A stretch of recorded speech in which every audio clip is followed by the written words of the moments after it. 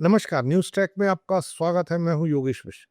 दुनिया के हर कोने में इस समय एक ही सवाल बार-बार उठ रहा है, एक ही सवाल बार-बार पूछा जा रहा है। सवाल यह है कि क्या अमेरिका, इज़राइल और ईरान के बीच चल रहा यह संघर्ष तीसरे विश्व युद्ध की शुरुआत तो नहीं है? इतिहास हमें सिखाता है कि बड़े युद्ध कभी घोषित नहीं होते। वे धीरे-धीरे बनते हैं, धीरे-धीरे फैलते हैं और एक दिन अचानक समूची दुनिया को अपनी गिरफ्त में ले लेते हैं। अमेरिका, इज़राइल और ईरान आमने-सामने हैं। दुनिया के बड़े देश अपने-अपने पक्ष में खड़े हैं, लेकिन असली सवाल यह है कि क्या यही शुरुआत है, जिसे हम बाद में तीसरा विश्व युद्ध कह देंगे? प्रथम विश्व युद्ध एक हत्या से शुरू हुआ था, लेकिन उसके पीछे वर्षों से बन रही कूटनीतिक खींचतान और सैन्य गठबंधनों की जटिलता तो थी ही। दूसरा विश्व युद्ध भी अचानक नहीं आया। वह आर्थिक संकट, राजनीतिक उग्रता और असफल कूटनीति का परिणाम था। ऐसे में आज यह संघर्ष केवल एक क्षेत्रीय घटना है या वैश्विक युद्ध का प्रारंभिक संकेत, यह समझना बेहद आवश्यक हो जाता है। यदि इस युद्ध को सतही तौर पर देखा जाए तो यह अभी एक सीमित संघर्ष प्रतीत होता है। अमेरिका और इजरायल की सैन्य कार्रवाई और ईरान की जवाबी रणनीति अभी सीधे सीधे वैश्विक शक्तियों के आमने सामने आने का रूप नहीं ले पाई है। लेकिन समस्या यह है कि युद्ध केवल कौन किससे लड़ रहा है सिर्फ इसी से तय नहीं होते, बल्कि यह भी महत्वपूर्ण हो जाता है कि कौन किसके साथ खड़ा है। यही वह बिंदु है जहां यह संघर्ष खतरनाक हो जाता है।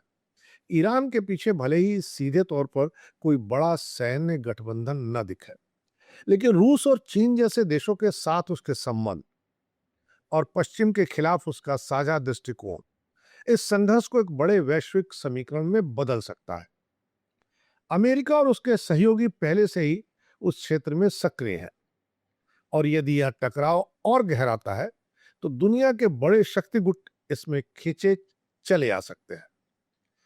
इस युद्ध को समझने के लिए प्रॉक्सी वार और डायरेक्ट वार के अंतर को समझना जरूरी हो जाता है। पिछले कई दशकों में मध्य पूर्व में संघर्ष सीधे देशों के बीच कम और उसके समर्थित संगठनों के बीच अधिक लड़े गए हैं। ईरान ने इस मॉडल को बेहद प्रभावी ढंग से अपनाया है। लेबनान में हिजबुल्ला, यमन में हौथी, इराक और सीरिया में विभिन्न मिलिशियाई समूह उसके प्रभाव का विस्तार है। यह रणनीति उसे सीधे युद्ध में उतरे बिना ही अपने विरोधियों को चुनौती देने की क्षमता देती है। लेकिन जब यह प्रॉक्सी संघर्ष धीरे धीरे सैन्य कार्रवाई में बदलने लगे तब खतरा कई गुना बढ़ जाता है। वर्तमान स्थिति कुछ वैसे ही बनती हुई दिख रही है, जहां सीमित टकराव के बीच कभी एक बड़ा सैन्य विस्तार संभव दिखता है। इस संघर्ष का दूसरा बड़ा आयाम है वैश्विक अर्थव्यवस्था पर इसका प्रभाव, जो किसी भी युद्ध को विश्व युद्ध की दिशा में ले जाने का सबसे तेज माध्यम होता है। तेल की कीमतें, समुद्री व्यापार मार्ग, सप्लाई चेन, ये सभी पहले से दबाव में है। यदि स्ट्रेट ऑफ हॉर्मुज जैसे महत्वपूर्ण मार्ग पर कोई गंभीर व्यवधान होता है तो उसका असर केवल मध्य पूर्व तक सीमित नहीं रहेगा, बल्कि एशिया, यूरोप और अमेरिका तक फैलेगा। आर्थिक अस्थिरता अक्सर राजनीतिक तनाव को बढ़ा देती है। यही वह चक्र है जिसने अतीत में भी बड़े युद्धों को जन्म दिया है। इसलिए यह कहना कि जब तक बड़े देश सीधे नहीं लड़े तब तक विश्व युद्ध नहीं होगा, एक अधूरी समझ हो सकती है, एक अधूरी समझ कही जा सकती है।